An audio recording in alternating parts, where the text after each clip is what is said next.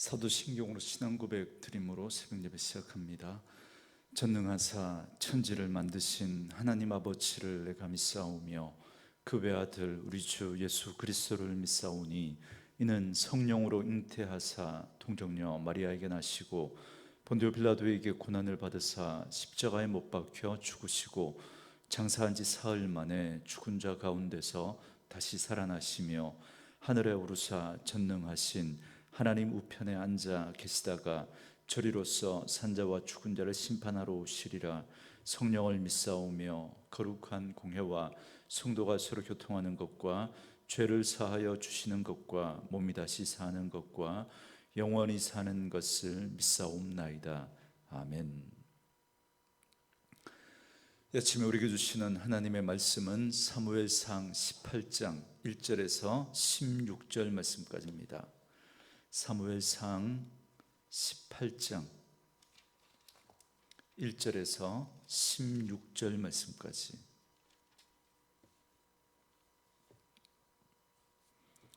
사무엘상 18장 1절에서 16절 말씀까지입니다.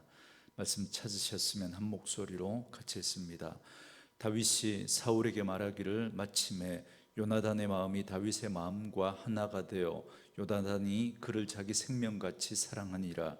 그날에 사울은 다윗을 머무르게 하고 그의 아버지 집으로 다시 돌아가기를 허락하지 아니하였고 요나단은 다윗을 자기 생명같이 사랑하여 더불어 언약을 맺었으며 요나단이 자기가 입었던 겉옷을 벗어 다윗에게 주었고 자기의 군복과 칼과 활과 띠도 그리하였더라.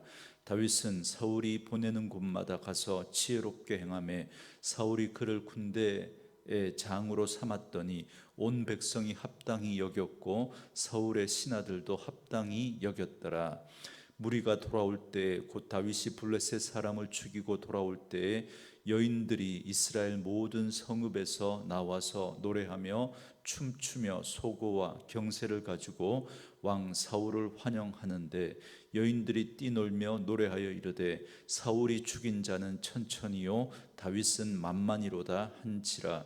사울이 그 말에 불쾌하여 심히 노하여 이르되 다윗에게는 만만을 돌리고 내게는 천천만 돌리니 그가 더 얻을 것이 나라 말고 무엇이냐 하고 그날 후로 사울이 다윗을 주목하였더라. 그 이튿날 하나님께서 부리시는 악령이 사울에게 힘있게 내림에 그가 집 안에서 정신없이 떠들어대므로 다윗이 평일과 같이 손으로 수금을 타는데 그때 사울의 손에 창이 있는지라. 그가 스스로 이르기를 내가 다윗을 벽에 박으리라 하고 사울이 그 창을 던졌으나 다윗이 그의 앞에서 2번 피하였더라. 여호와께서 사울을 떠나 다윗과 함께 계심으로 사울이 그를 두려워한지라. 그러므로 사울이 그를 자기 곁에서 떠나게 하고 그를 천부장으로 삼음에 그가 백성 앞에 출입하며 다윗이 그의 모든 일을 지혜롭게 행하니라. 여호와께서 그와 함께 계시니라. 사울은 다윗이 크게 지혜롭게 행함을 보고 그를 두려워하였으나 온 이스라엘과 유다는 다윗을 사랑하였으니 그가 자기들 앞에 출입하기 때문이었더라. 아멘.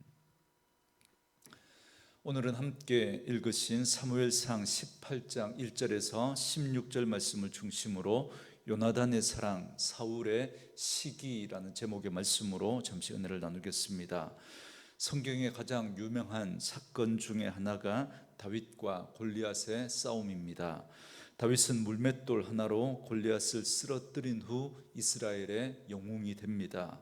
그 후 다윗은 사울의 군대 장관이 되어 많은 전공을 세우게 됩니다. 그래서 이제 백성들은 다윗을 칭송하기 시작합니다. 그런데 이를 보는 사울의 마음은 편치 못합니다. 사울은 결국 그런 자신의 마음을 잘못 다스려서 스스로 파멸의 길을 선택하고 맙니다. 그런데 이런 사울과는 달리 다윗은 아주 든든한 지원군 한 사람이 생기게 되는데 놀랍게도 그는 바로 그의 사울의 아들 요나단입니다. 1절 말씀에 보시면 다윗이 사울에게 말하기를 마침에 요나단의 마음이 다윗의 마음과 하나가 되어 요나단이 그를 자기 생명같이 사랑하니라 그럽니다. 골리앗을 쓰러뜨린 다윗은 사울의 부르심을 받아 이제 그 앞에 나아갑니다. 그때 다윗은 자기의 집안에 대해서 사울에게 대답합니다. 그 후에 사울의 아들 요나단의 마음과 다윗의 마음이 하나가 되었다 그럽니다. 그야말로 영혼의 단짝, 소울메이트가 되었습니다. 요나단은 이제 자신의 목숨처럼 다윗을 사랑하였습니다. 그래서 다윗과 요나단의 우정이 이렇게 시작이 됩니다. 2절에 보면 사울은 이제 다윗을 자신의 궁정에 머물게 했습니다. 그 전까지는 자기의 무기 잡은 자로 삼으면서 필요할 때만 다윗을 불렀는데 이제는 이제 집에 보내지 않고 완전히 왕궁에 머무르게 합니다. 그리고 이제 요나단은 다윗과 언약을 맺게 되는데 두 사람은 서로를 선대하기로 언약을 맺습니다. 오늘 본문에는 나오지 않지만 뒷부분에 보면 나옵니다. 그러니까 집안끼리 해치지 말고 누가 더 잘 되든지 의리를 지키며 서로 돌봐주기로 약속을 한 겁니다.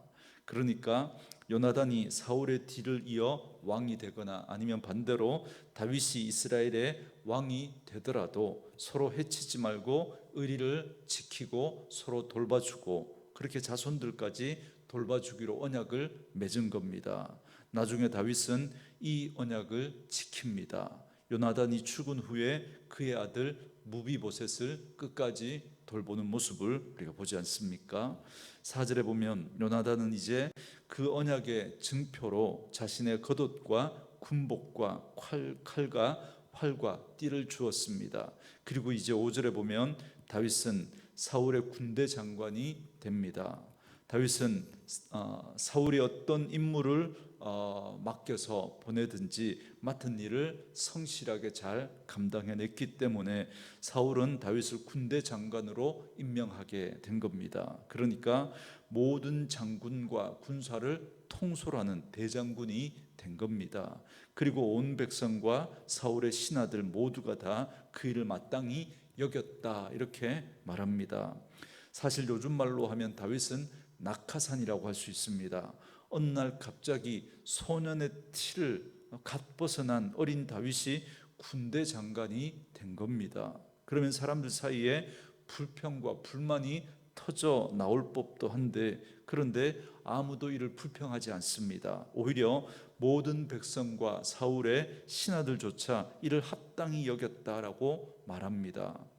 골리앗을 쓰러뜨린 다윗의 공로도 있겠지만 그 이후로 다윗이 워낙 지혜롭게 행했기 때문에 사람들은 이 다윗의 리더십을 인정했던 것이죠. 그런데 바로 여기에서 문제가 발생합니다.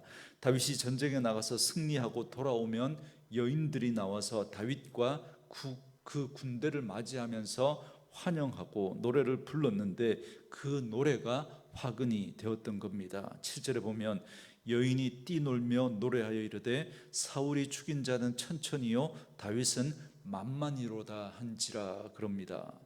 6절에 보면 그 마지막에 여인들이 사울을 환영하러 나왔다라고 되어 있지만 실제로는 다윗을 주인공으로 삼고 그를 더 환영하고 있었던 겁니다. 그래서 사울은 수천 명을 죽였고 다윗은 수만 명을 죽였다 이렇게 노래합니다.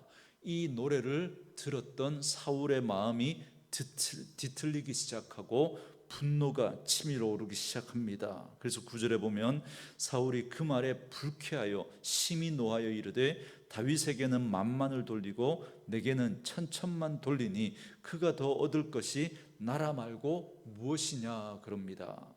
하나님은 사울이 스스로 겸손할 때 그를 왕으로 세우셨습니다. 겸손하다라고 하는 건 자기를 낮추는 것이고 이는 하나님의 뜻을 잘 받아들이는 것뿐만 아니라 백성들을 위해서 헌신한다는 그런 의미도 포함되어 있습니다. 그럴 때 하나님은 사울을 이스라엘의 왕으로 삼으셨던 겁니다. 그런데 사울은 왕자에 집착합니다. 다시 말하면 자기가 높아지고 자기가 자기 권력을 쌓는데 혈안이 되어버린 겁니다. 그러니까 자기의 어떤 권력을 유지하는데 위협이 되는 그런 존재를 그냥 지켜볼 수 없었던 거죠. 그리고 그것이 오히려 사울이 버림받는 이유가 되게 됩니다. 그래서 사울은 이 여인들의 노래를 듣고 심히 노합니다. 자기보다 다윗의 공로가 더 크다는 여인의 그 칭송을 도저히 참을 수 없었던 겁니다.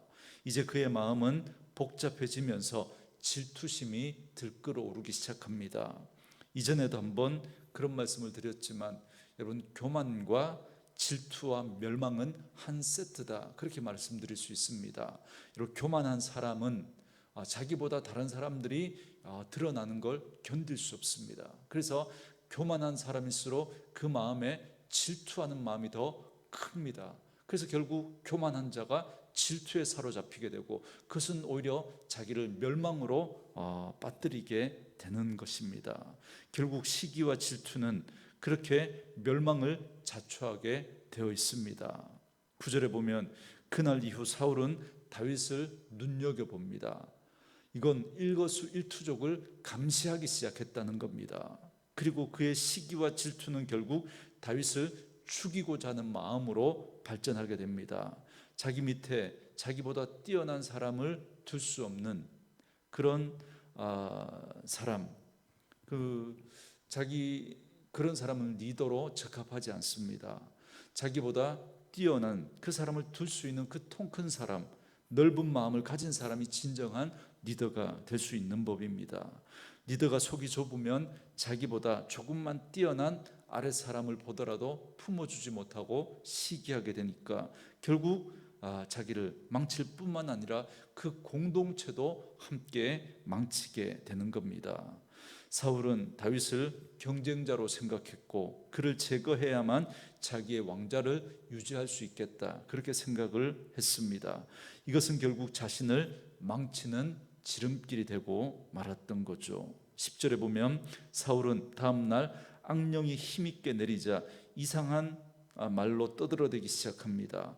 여기 정신없이 떠들어댔다라는 이 표현은 발작 증세를 일으켰던 것으로 그렇게 추정이 됩니다. 그래서 사울 앞에서 수금을 타는 다윗을 향해 창을 던졌지만 다윗은 2번이나 다 피합니다.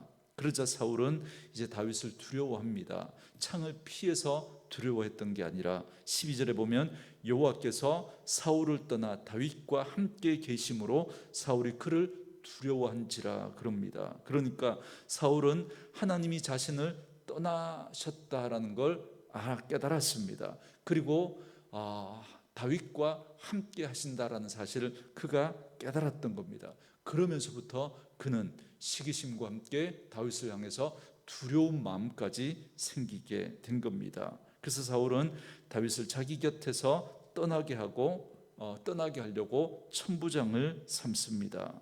다윗은 졸지에 군대 장관에서 천부장으로 강등이 된 겁니다. 우리로 치면 육군 총사령관에서 사단장으로 그렇게 강등이 된 거죠. 이렇게 해서 사울은 다윗의 직책을 낮추어서 다윗의 공을 세우는 그 기회를 줄이려고 했고, 뿐만 아니라 이제 궁정에서 떨어진 야전 지휘관으로 보냄으로써 다윗이 궁중에서 인맥을 쌓지 못하게 하고 또 이렇게 전쟁터에서 또 전사하는 그런 것까지 생각하지 않았겠습니까? 그야말로 치졸한 인사를 단행했던 겁니다. 그런데 이는 오히려 사울의 자충수였습니다. 16절에 보면 온 이스라엘과 유다는 다윗을 사랑하였으니 그가 자기들 앞에 출입하기 때문이었다 그럽니다. 다윗은 오히려 천부장이라는 야전 지휘관이 되어서 백성들과 더불어 더 자주 만나게 됩니다. 여러분, 여기 자기들 앞에 출입했다라는 말은 휘하의 군사들과 백성들을 열심히 관할하고 다스렸다 그 말입니다. 그게 그런 관용적인 표현이죠. 이를 통해서 백성들은 다윗을 더 사랑하게 된 겁니다. 오히려 그 전장에서 그들과 함께 또 부대끼면서 전우회를 나누고 그러면서 또 백성들을 더 자주 접하면서 오히려 백성들은 다윗을 더 사랑하게 된 겁니다. 여기서 우리는 하나님이 중심을 보시는 사람이 어떤 사람인지를 다시 한번 깨닫게 됩니다. 다윗은 일개 목동이었을 때나 군대의 장관이 되었을 때나 그리고 군대 장관이 되어서 장관에서 강등이 되어서 천부장이 되었을 때나 늘 한결같이 자신에게 맡겨진 그 자리에서 열심으로 최선을 다합니다. 이것이 바로 중심이 바로 선 사람의 모습이라고 할 수 있겠습니다. 여러분, 이 모습을 보면 구약의 또 한 사람이 여러분 생각나지 않습니까? 저는 요셉이 생각납니다. 여러분, 요셉은 정말 아버지의 사랑받는 그 아들에서 형들의 미움을 받아 애굽의 그 보디발 집안의 그 노예로 그렇게 팔려가지 않습니까? 그런데도 정말 신세 한탄을 할 수 있는 그 자리에서도 그냥 리셋이 된 것처럼 마치 그 노예로 처음부터 태어난 사람처럼 거기서 최선을 다합니다. 그렇게 해서 좀 인정을 받는가 했는데 또 여주인의 모함으로 결국은 감옥에 갇힙니다. 그러면 또 신세 한탄을 할 만하지 않습니까? 그런데 거기서 또 리셋입니다. 거기서 또 최선을 다할 때 또 신임을 얻게 되고, 그래서 하나님이 그를 애굽의 국무총리까지 그렇게 높이게 됩니다. 바로 요셉이나 다윗이 이렇게 행할 수 있었던 이유는 단 하나, 바로 믿음입니다. 골로새서 3장 23절 말씀처럼 무슨 일을 하든지 사람에게 하듯 하지 않고 하나님에게 하듯 한 것입니다. 이것이 바로 하나님께서 요셉을 높이시고 다윗을 이스라엘의 목자로 왕으로 삼으신 이유입니다. 그러므로 오늘 우리는 다윗과 사울과 다윗의 정반대되는 그런 모습을 통해서 교훈을 삼을 수 있습니다.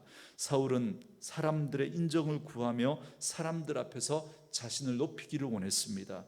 이것이 사울의 패착이고 이것이 결국 사울이 하나님 앞에 버림받게 되는 이유가 됩니다. 반면에 다윗은 무슨 일을 하든지 누가 인정하든 하지 않든 하나님 앞에서 최선을 다했습니다. 그는 하나님 앞에 중심이 바로 선 사람이었죠. 그래서 다윗은 억울한 처우를 받았음에도 불구하고 흔들림 없이 자기 사명을 끝까지 잘 감당했습니다. 오늘 우리도 마찬가지입니다.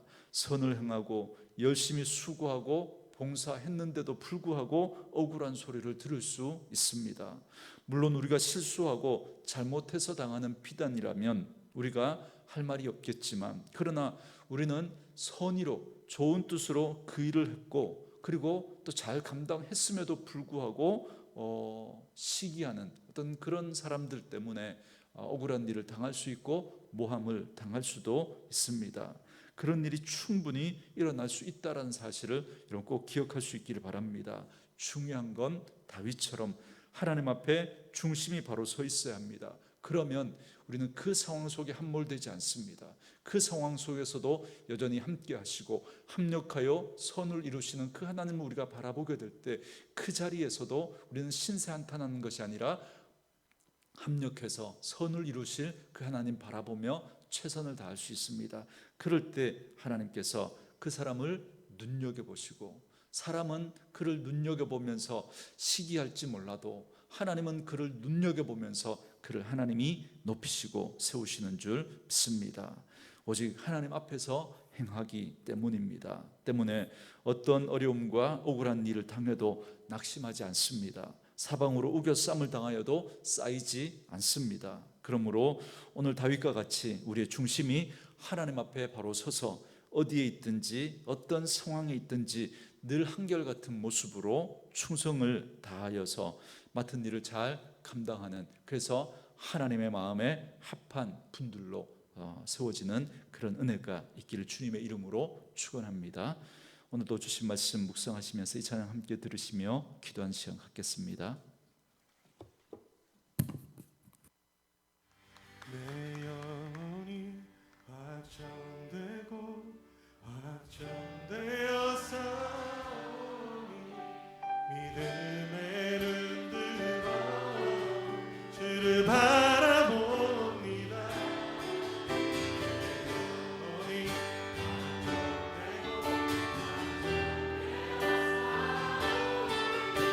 믿음의 눈 들어 주를 바라봅니다.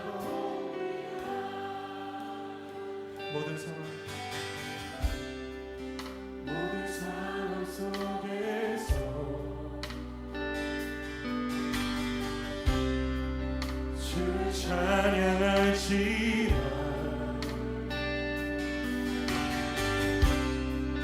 주는 너의 큰 산길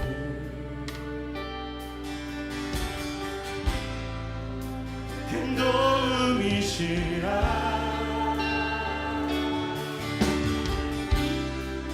주의 얼굴 구할게 주의 영을 부으사 주 사랑 안에서 그 사랑 안에서 주를 보게 하소서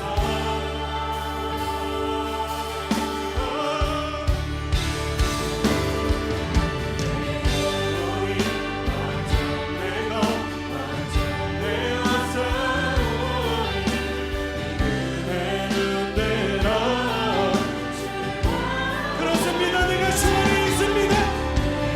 내 영혼이 감전되고